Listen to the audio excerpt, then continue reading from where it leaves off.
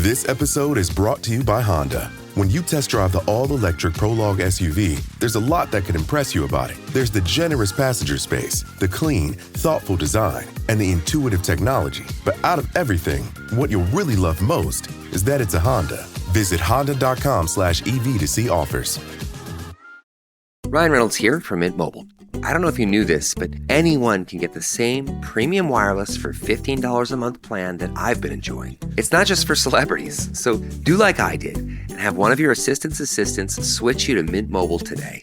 I'm told it's super easy to do at mintmobile.com/switch. Upfront payment of $45 for 3-month plan, equivalent to $15 per month required. Intro rate first 3 months only, then full price plan options available. Taxes and fees extra. See full terms at mintmobile.com. Halliday presents, in the red corner, the undisputed, undefeated Weed Whacker Guy.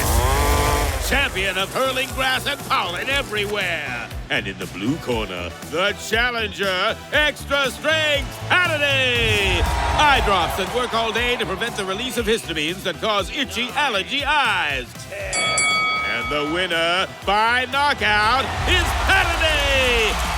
Halliday, bring it on. From the Fifth Quarter Studios in Madison, Wisconsin, you're listening to Coach Unplugged. And now, your host, Steve Collins. Hey, everybody. Welcome to Coach Unplugged. I'm so happy you decided to join us today. Before we jump into the podcast, I'd like to give a big shout out to our two sponsors. First of all, Dr. Dish, the number one shoe machine on the market. We own 3 of them, and I can tell you personally, even before they became sponsors, their customer service is second to none. Every time I've had any issues with any of my machines, going back to the way old ones, they've always taken really good care of me. Also, go over and check out Teachhoops.com. Oh, and mention us, and they'll give you $450 off. Mention Coach Collins or Coach Unplugged, they'll give you $450 off. Also, go over and check out Teachhoops.com for coaches who want to get better.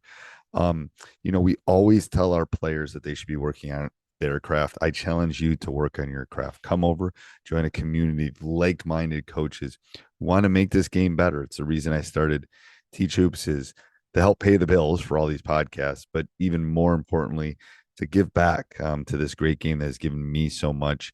And to set up a roadmap for you to be successful, not only on the court, but off the court. And we offer a 14-day free trial. So come over and kick the tires around, see if you like it.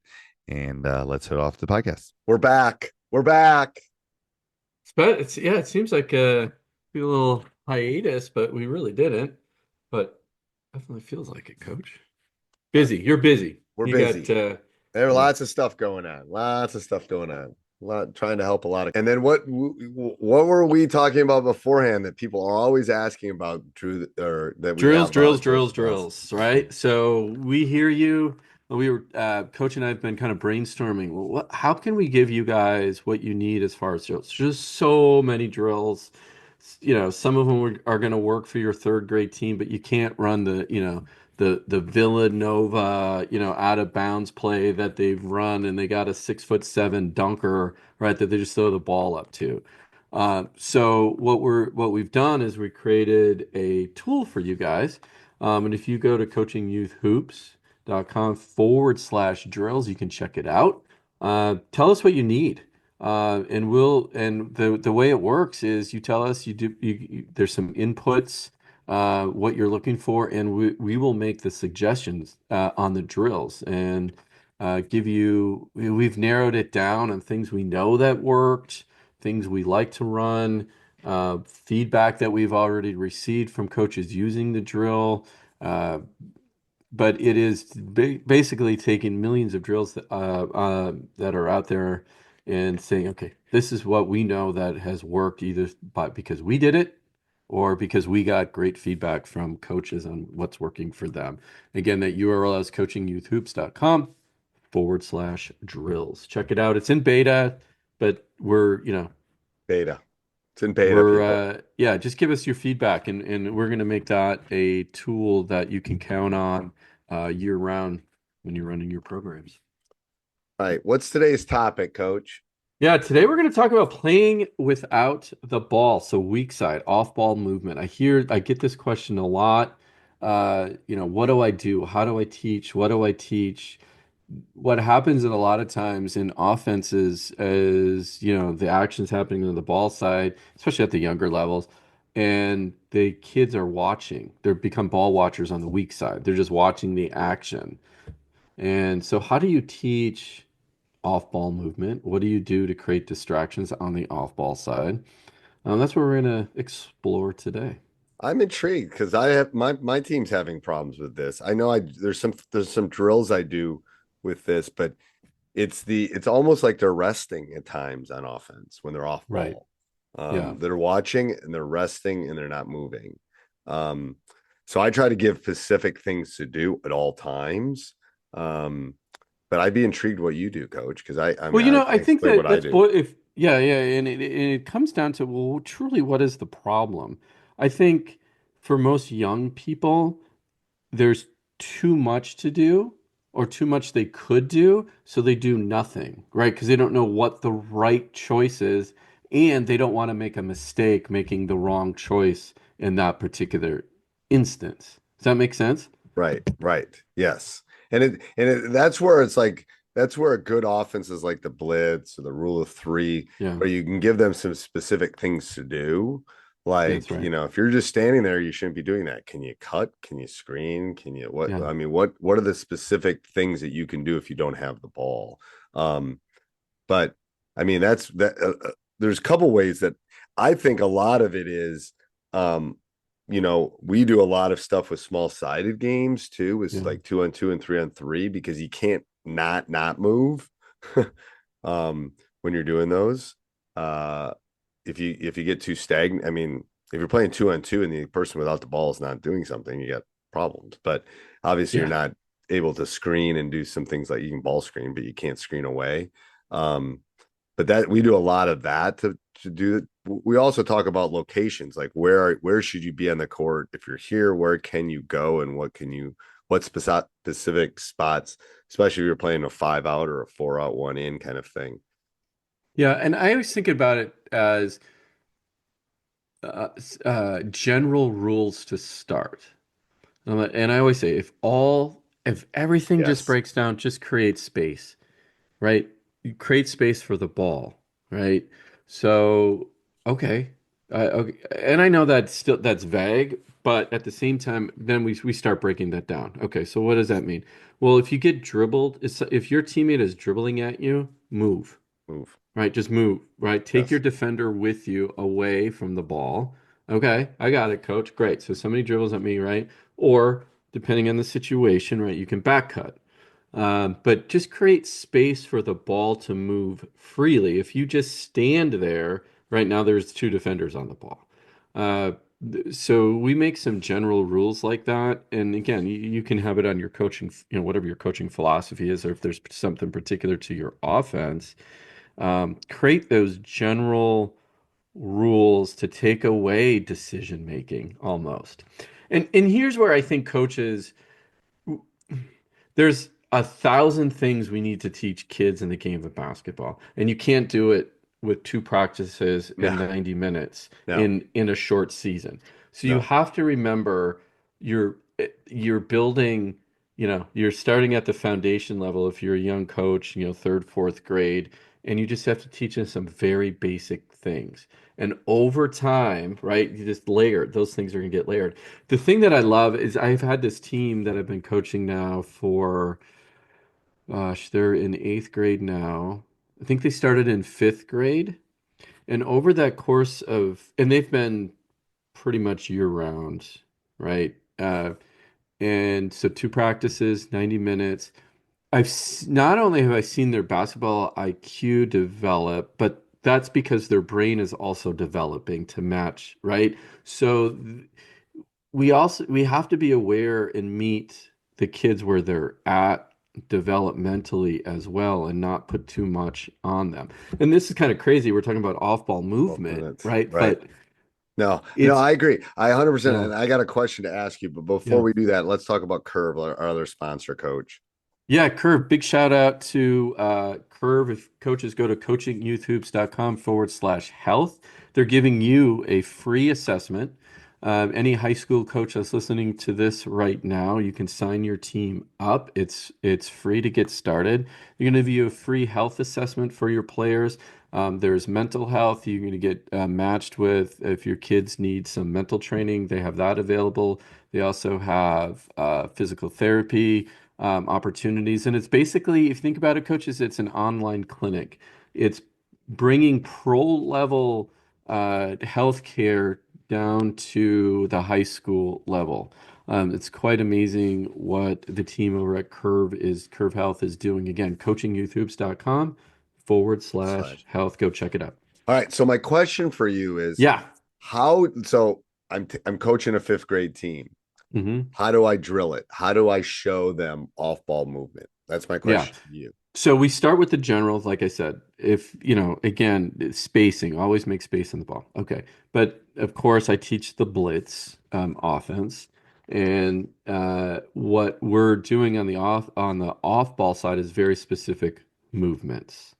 Okay. We basically just think about a down screen, the easiest, simple to say this over a podcast. So you're basically down screening on the off ball side, and then the person you're screening is being very patient. Is the driver, this is the only thing they have to do.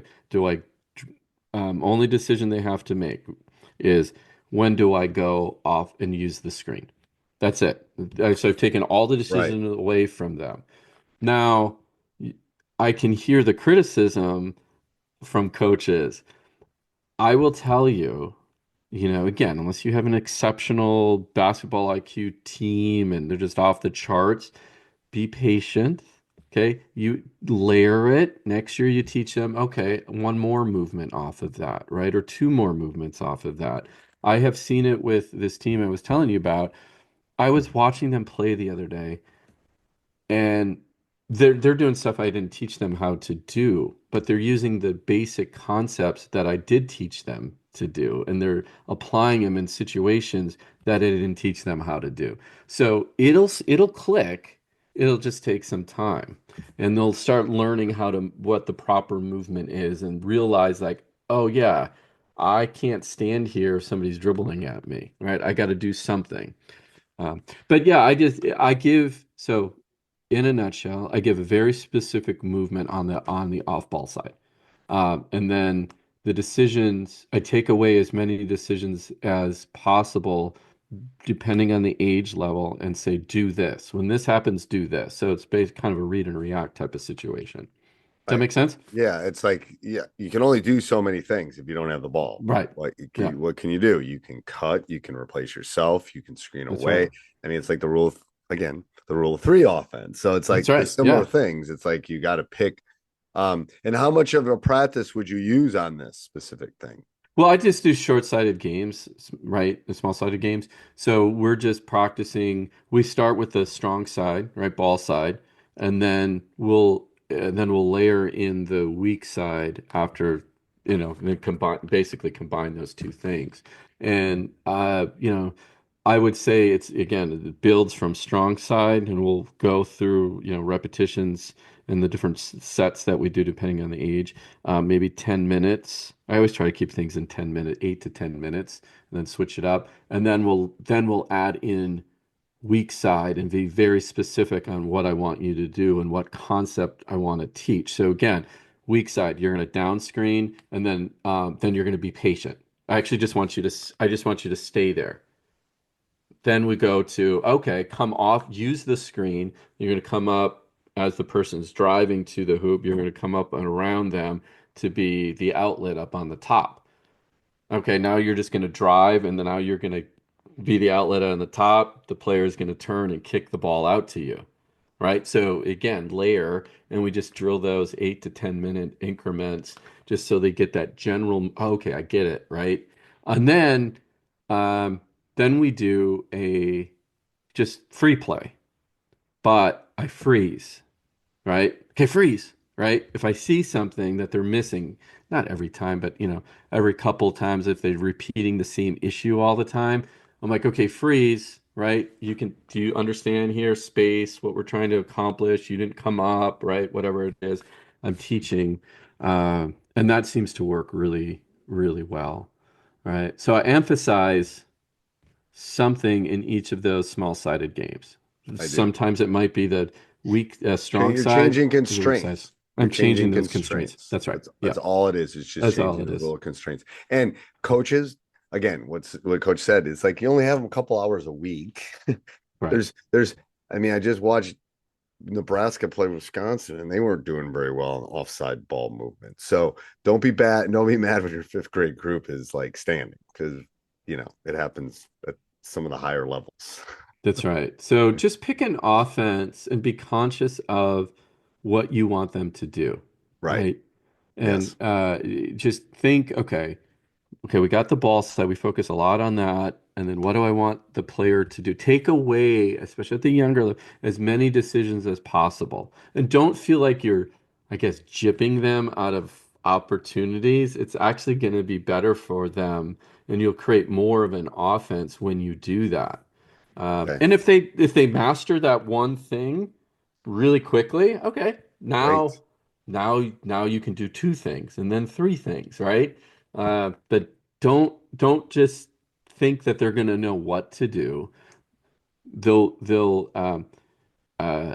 go to the idea of doing nothing because they don't want to make a mistake, and they just will sit there, right? And that's always the problem. I know it is. All right. Anything else, Coach?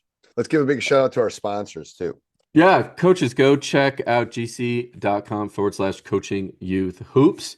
Need an app to track stats, do game film and highlights. Hey everybody, thanks for listening. If you'd like to support us, go over and check out teachhoops.com for coaches who want to get better. Also, subscribe and like. We do appreciate those. Have a great day. This podcast is part of the Sports Social Podcast Network.